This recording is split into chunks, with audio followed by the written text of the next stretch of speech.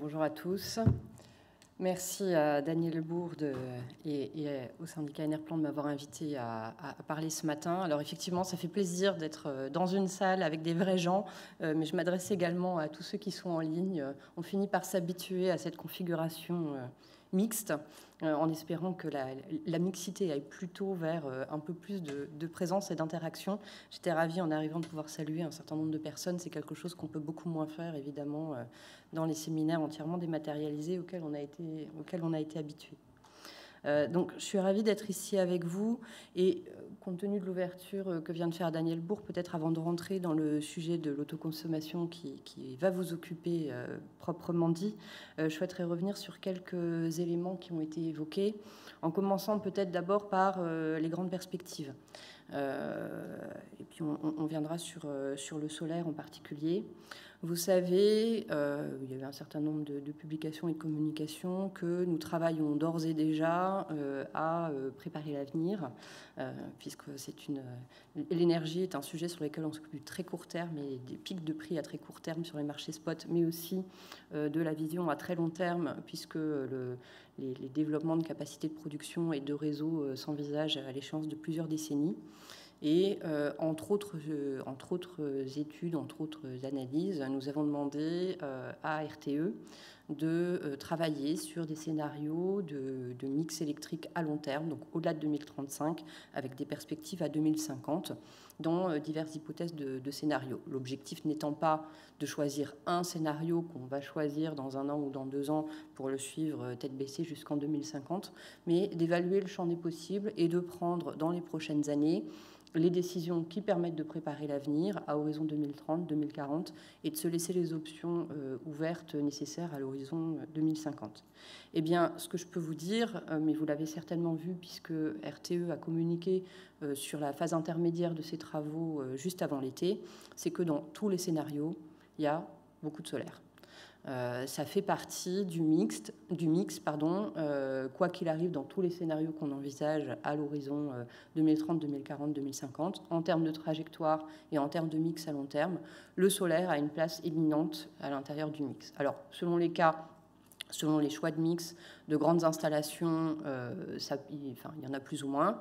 On peut avoir des paniers différents entre le solaire sur toiture et les grandes centrales au sol, mais en tout état de cause, il y a beaucoup de solaire, donc c'est un sujet qui nous occupe, c'est un sujet sur lequel, et je remercie Daniel Bourde de l'avoir salué, parce que les équipes ne sont pas toujours assez remerciées du temps qu'elles consacrent. Je peux vous dire qu'elles en consacrent beaucoup, qu'elles n'économisent ni leur énergie, ni leurs heures pour faire avancer ces sujets. Mais donc on va continuer à travailler sur l'encadrement réglementaire, sur le dispositif de soutien pour permettre l'accélération du développement du solaire dans ses différentes composantes. Et j'ai prévu de le dire en clôture de mon propos, mais je vais le dire maintenant. Et on compte vraiment sur la filière pour se saisir des dispositifs qu'on a mis en place. Alors oui, on voudrait toujours qu'ils soient un peu plus comme ci, un peu plus comme ça, un peu plus vers l'avant, un peu plus vers l'arrière, un peu plus gros, un peu moins rapide, etc. Mais je vais y revenir vraiment ici et maintenant. On a fait beaucoup de choses. On a des dispositifs qui ont été renégociés, qui vont rentrer en vigueur très prochainement, les dispositifs de soutien. Il faut que la filière s'en empare pour faire de beaux projets. Ça n'empêche pas de continuer à discuter sur le futur, mais il faut aussi saisir les opportunités ici et maintenant dans ce qu'elles sont. On crée un espace de développement pour le solaire qui est encore renforcé par rapport à ce qu'on avait jusqu'à présent. Moi, je souhaite vraiment que ça donne des résultats.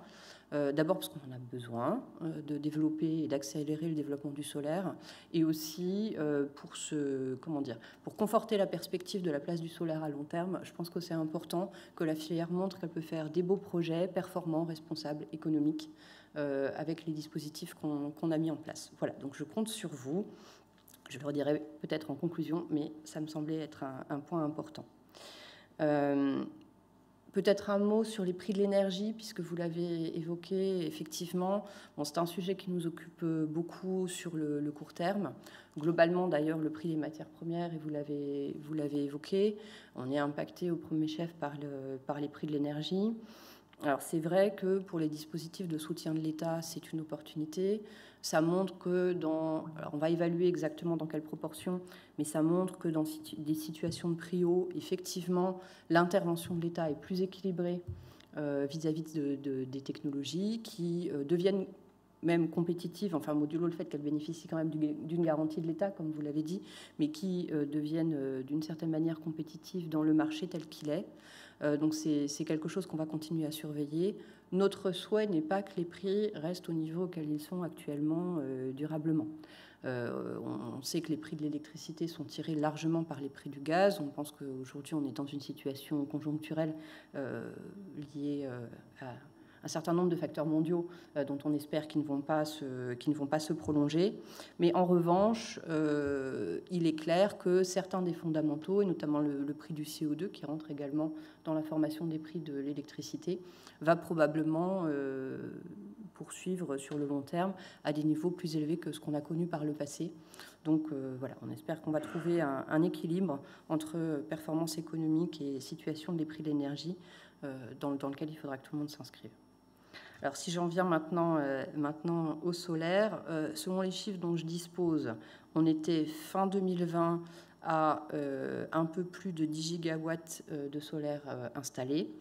12,6 gigawatts fin juin 2021 selon les services de mon ministère, ce qui, on est en train de vérifier et de recouper les chiffres, ce qui donnerait quand même un volume installé dans les derniers mois qui serait en forte accélération par rapport à ce qu'on a connu antérieurement. Donc certes, il y a probablement un facteur de rebond après la crise, même si les installations n'avaient pas horriblement fléchi pendant la crise, mais c'est quand même un signe prometteur de la maturité et du dynamisme de la filière. Alors, je le rappelle, dans la programmation pluriannuelle de l'énergie, on a pour 2023 un objectif à 20 gigawatts et pour 2028 un objectif entre 35 et 44 gigawatts pour le solaire.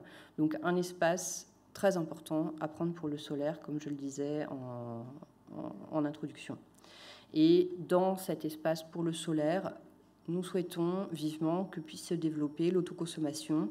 On a un objectif de 200 000 sites en autoconsommation en 2023 dans la PPE et de 50 opérations d'autoconsommation collective.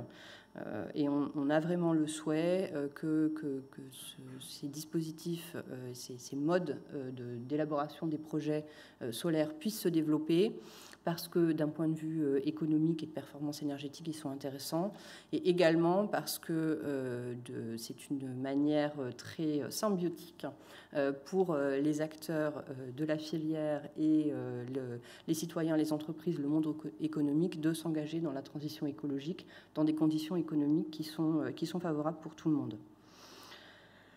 L'autoconsommation se développe. Pour reprendre les chiffres, à la fin du deuxième trimestre 2021, moi, les chiffres que j'ai, c'est 122 000 installations d'autoconsommation raccordées en France, ce qui est, je crois, assez proche du chiffre que vous avez mentionné tout à l'heure, même si je ne l'ai pas noté, contre 77 000 un an plus tôt. Donc, c'est pas tout à fait un doublement, mais c'est l'ordre de grandeur. Je pense que c'est une dynamique très favorable et sur laquelle on peut construire. En puissance, en autoconsommation, on est désormais à plus de 500 mégawatts. Ce qui montre vraiment la dynamique. Parmi les intérêts de l'autoconsommation, j'ai mentionné la construction symbiotique entre la filière technologique et les consommateurs. Pour les consommateurs particuliers et entreprises, c'est vraiment un bon moyen de maîtriser sa facture d'électricité. Et dans la conjoncture actuelle, c'est un rappel très fort de l'intérêt de ce dispositif. La crise sanitaire, ses contre-coups, prix bas, prix haut, la volatilité extrême des prix de l'électricité en ce moment le rappelle. L'autoconsommation permet en fait d'avoir une facture liée au coût de la technologie consentie au départ et non pas au prix de marché. Et ça, dans la situation dans laquelle on est, c'est vraiment quelque chose de favorable, et pour les ménages et pour les consommateurs professionnels qui ont beaucoup plus de prévisibilité sur le coût de leur approvisionnement en électricité. C'est également, de ce fait, un facteur très favorable à l'électrification des usages, qui est aussi un de nos objectifs, puisqu'on arrivera à la neutralité carbone en 2050 dans nos scénarios énergétiques, si et seulement si il y a une forte proportion des usages qui passent à l'électricité. Et donc ça veut dire que même avec des politiques extrêmement ambitieuses, et elles le sont, d'économie d'énergie, on aura à l'horizon 2030, 2040, 2050 une augmentation de la consommation d'électricité. Et elle doit se faire avec des moyens évidemment décarbonés et en ayant des dispositifs qui permettent d'avoir une facture qui soit liée au coût de la techno et pas au prix de marché. On est vraiment dans une situation très favorable pour les consommateurs. Peut-être un rappel des différentes mesures, même si vous les avez sans doute parfaitement en tête, que nous avons prises récemment et qui vont favoriser le solaire et de l'autoconsommation. Vous l'avez rappelé, l'obligation de solarisation qui a été étendue avec la loi climat et résilience dans son ampleur, qui va créer un espace encore plus important d'incitation pour la filière. Il faut absolument que la filière s'en saisisse et propose des solutions économiques et performantes pour les consommateurs et pour les installations, enfin les bâtiments qui vont être soumis à cette obligation. Il faut que ça se fasse vraiment dans des conditions qui sont favorables pour tout le monde. C'est la condition sine qua non de la réussite de cette mesure. Et donc je compte vraiment sur vous pour jouer le jeu de la manière la plus positive et la plus performante possible. Surtout pas de contre-exemple qui nuirait évidemment à l'image de l'ensemble de la filière, et ce serait dommage. Nous avons également élargi fortement les possibilités de projets en autoconsommation collective, et c'est une configuration d'autoconsommation que nous souhaitons développer avec l'ordonnance du 26 mars 2021 qui transpose des textes européens et qui permet désormais aux projets de se développer pour des points d'injection et de soutirage sur le réseau de distribution et non plus seulement sur la basse tension, ce qui offre un espace technique de développement de l'autoconsommation collective beaucoup plus grand. Nous avons également pris en 2020 un arrêté qui permet d'introduire une dérogation aux critères de distance pour les opérations d'autoconsommation collective dans les territoires ruraux pour tenir compte de la réalité de ces territoires. Et donc on peut maintenant avoir des opérations d'autoconsommation, et j'en ai vu passer sur mon bureau, qui sont d'une ampleur très intéressante, et je pense qu'il faut vraiment chercher à développer sur les territoires en prenant tout l'espace qui a été créé par la réglementation. On a fait évoluer nos systèmes d'appel d'offres et de cahiers des charges sur l'autoconsommation, avec en particulier la fin de la pénalité à l'injection, qui était le principe qui était en vigueur depuis plusieurs années. Donc on a revu profondément nos cahiers des charges des appels d'offres, avec l'objectif de vraiment laisser se développer l'autoconsommation à l'intérieur plus largement du développement du solaire. On sait que la pénalité à injection, elle faisait porter une incertitude trop forte pour les consommateurs qui pouvaient difficilement prévoir en fait leur niveau d'autoconsommation à long terme. Elle pénalisait du coup le dimensionnement du projet qui était souvent réduit dans son ampleur pour éviter de se retrouver en situation de pénalité, et ça pénalisait également les perspectives d'économie d'énergie, puisque finalement on était pénalisé si on faisait des économies d'énergie et qu'on n'avait plus besoin de consommer autant d'électricité. Donc on a supprimé cette pénalité. Et l'électricité peut être maintenant au choix autoconsommée ou injectée et rémunérée à un prix de 50 € par mégawattheure, ce qui donne une visibilité beaucoup plus complète aux producteurs et aux consommateurs pour s'engager dans ce type de projet. On a ouvert le dispositif de soutien aux projets en autoconsommation collective sans restriction. Donc là aussi, c'est un encouragement dont il faut se saisir. Et pour l'autoconsommation collective, afin de leur donner de la visibilité, de les mettre au même niveau de compétitivité que les projets en autoconsommation individuelle, on compense les charges de TICFE et de TURP, donc de tarifs d'utilisation de réseau et de taxes sur l'électricité, qui sont compensés par le complément de rémunération, ce qui permet d'avoir l'ensemble de ces projets sur un pied d'égalité. Alors, je sais que vous l'attendez tous aussi, donc je vais en dire un mot, même si je ne vais pas vous faire de grandes annonces aujourd'hui. Ça viendra en son temps très proche et à bon niveau. Mais je peux vous confirmer que l'année 2021 et les toutes prochaines semaines ou jours verront se concrétiser un dispositif que vous attendez tous depuis longtemps, qui est le rehaussement à 500 kW du plafond de l'arrêté tarifaire PV sur bâtiment. Donc nous sommes au terme de l'élaboration de ce tarif. Ça a été un sujet d'ampleur pour mes équipes. Nous avons obtenu l'accord de la Commission européenne dans les tout derniers jours d'août, après des mois et des mois de travail pour la notification de ce dispositif, ce qui permettra désormais de soutenir de manière efficace et simplifiée les projets PV sur bâtiment entre 100 et 500 kW. Donc ça arrive très bientôt. Voilà, pour conclure, je voudrais redire que l'autoconsommation, c'est un vecteur de solidarité, c'est un vecteur de transition écologique. Je sais que vous en parlerez, je pense que c'est important, encore une fois, d'avoir des projets qui soient exemplaires d'un point de vue énergétique, mais également d'un point de vue économique et d'un point de vue solidaire. Je sais que vous en parlerez aujourd'hui lors d'une table ronde. C'est difficile de saluer toutes les initiatives, mais je voudrais mentionner celle de Sol Solidaire, qui est une des initiatives qui est soutenue par mon ministère, qui permet de donner son surplus d'électricité pour lutter contre la précarité énergétique. Et je pense que c'est une belle illustration de l'ensemble du spectre sur lequel l'autoconsommation peut agir de manière positive pour la transition énergétique et pour les consommateurs. Voilà, je vous remercie et je vous souhaite d'excellents travaux pour aujourd'hui. Alors éventuellement, s'il y a des questions, évidemment, du public, n'hésitez pas. Voilà, il y a une main qui se lève. Merci. Oui, bonjour, Guillaume Bietri pour le journal Contexte. J'aimerais revenir sur un des derniers sujets, Madame Bourlon, que vous avez abordé sur l'arrêté tarifaire S21. Ce niveau de prix qui est en discussion, on entend qu'un arbitrage interministériel doit arriver pour remettre en cause le 98 € par mégawattheure. Jusqu'ici, on n'avait pas tellement l'impression que ce prix était un sujet. Pourquoi est-ce qu'il en devient? Est-ce que c'est dans l'accord de Bruxelles qu'on vous demande de revoir ça? Merci beaucoup. Merci. Bonjour.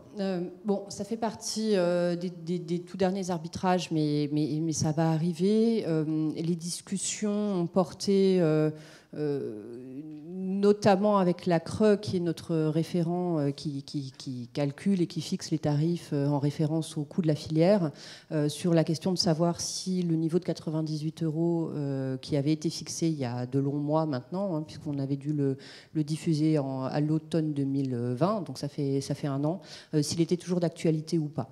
Donc je peux vous dire que les discussions aboutissent et que je pense qu'on va arriver à un schéma avec un niveau de soutien qui est vraiment très favorable à la filière et dont la filière pourrait être heureuse. Voilà, ça vient très vite.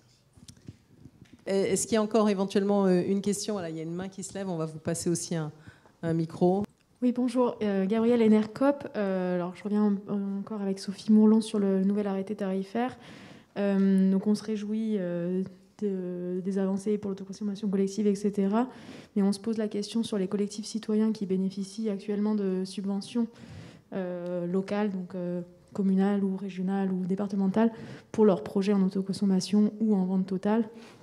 Est-ce qu'on leur demande de s'arrêter parce qu'ils ne vont plus pouvoir bénéficier de la garantie de l'État avec le tarif d'obligation d'achat, ou est-ce qu'on considère qu'il y a d'autres solutions pour eux?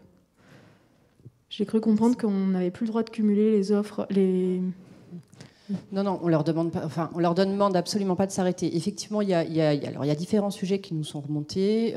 Ce sont les projets collectifs, mais en fait, l'ensemble des projets peuvent avoir accès éventuellement à des soutiens publics, notamment des collectivités locales. Alors, il y a principalement deux cas de figure. Si le soutien public qui vient par un autre canal, il porte vraiment sur l'installation de production d'électricité elle-même, effectivement au regard des règles sur les aides d'État, puisque la validation de la Commission européenne, elle porte sur l'ensemble du soutien du projet de production énergétique et elle vérifie que le niveau de rémunération qui est permis par les dispositifs de soutien n'est pas excessif au regard des règles sur les règles d'État. Alors oui, si la subvention obtenue par ailleurs porte vraiment sur le dispositif de production d'électricité, on doit en tenir compte dans le niveau de tarif, parce que sinon ça fait une surrémunération, si vous voulez, par rapport aux autres projets sur l'installation de production d'électricité. Après, Si l'aide de la collectivité, elle porte par exemple sur le bâtiment, sur l'aménagement du site, enfin sur des périphériques de l'installation de production d'électricité elle-même, alors on n'est pas sur le même sujet et ça ne rentre pas dans le calcul de la rémunération du dispositif de production d'électricité lui-même. Et là, il n'y a pas de question de cumul puisqu'en fait on est sur le périphérique du projet. Donc, je crois que ce sont des interprétations qui ont déjà été partagées avec vous. On va pouvoir les réécrire puisque bon, ça a déjà été mentionné. Donc, on va faire un document de doctrine qui pourra être diffusé et qui permettra de bien clarifier les choses. Il faudra que les porteurs de projets soient assez attentifs. Il me semble que c'est assez clair à comprendre sur cette question de on ne peut pas apporter une rémunération supplémentaire par rapport à d'autres projets sur le dispositif de production d'énergie lui-même, mais en revanche, si le projet inclut un aménagement particulier et que ça c'est soutenu, il n'y a pas de sujet direct. Je voulais juste rajouter un point, parce que j'ai oublié de le mentionner tout à l'heure, sur l'évolution des coûts. Je ne l'ai pas rajouté dans mon topo. Bien sûr, on est attentif à ce sujet-là. On y est attentif avec la Creux. On leur a demandé de suivre très précisément ce qui se passe sur l'évolution des coûts pour voir si on est dans une situation conjoncturelle ou une situation plus durable qui nécessitera de se reposer la question. Donc on va garder l'œil là-dessus. Moi, ce que je pense, c'est qu'il faut que vous rentriez, encore une fois, comme j'ai dit, pleinement dans les dispositifs tels qu'ils sont conçus. On va garder un œil là-dessus, étant entendu que pour la commission de régulation de l'énergie, un des indicateurs les plus accessibles pour voir l'évolution des coûts, c'est le résultat des appels d'offres.